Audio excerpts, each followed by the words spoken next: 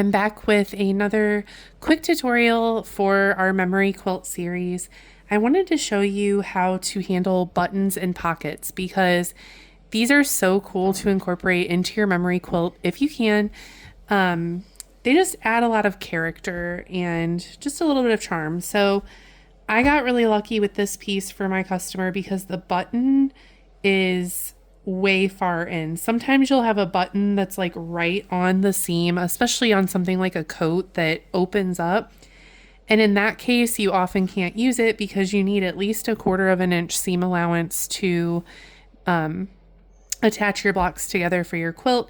And if you don't have that, if the button's sitting right on the edge, then sometimes you can't use it. This one's far enough in that I can use it, and it's got this cute little faux pocket.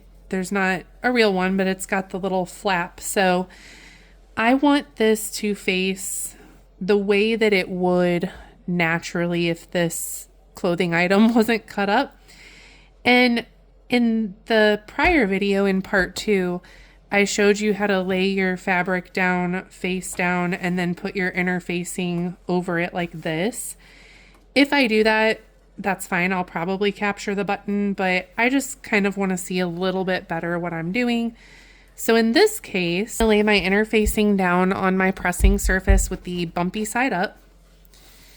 And then I'm going to lay my fabric right side up. Make sure that everything you want has interfacing on the back. You're going to go ahead and take your iron and press. Now we can do this because I don't have anything on this shirt like that vinyl that I showed you. If you watched my full tutorial for part 2 on YouTube, we kind of went over what to do if you have a shirt with vinyl on it because you don't want that to melt. So if you haven't checked out the full tutorial on YouTube, make sure you do that so you can see what you can do in that instance.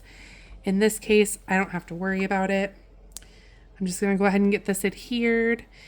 If you kind of come to the edge here and there's some interfacing sticking out, you just don't want to iron directly onto that interfacing because it will leave a little bit of a sticky residue on your iron. So just be kind of careful there.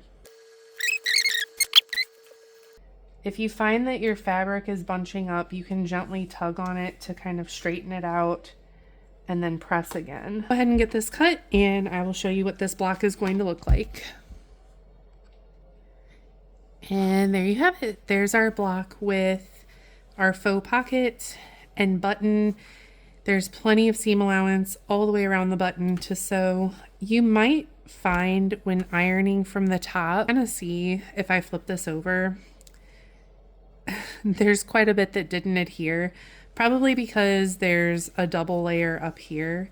So now that I know that my button and my faux pocket made it into the overall cut of the block, I can come in from the back like I showed you in the original tutorial and just give that a good press to make sure that that interfacing stays on. I hope that helps to show you how you can add a little bit of extra character to your memory quilts.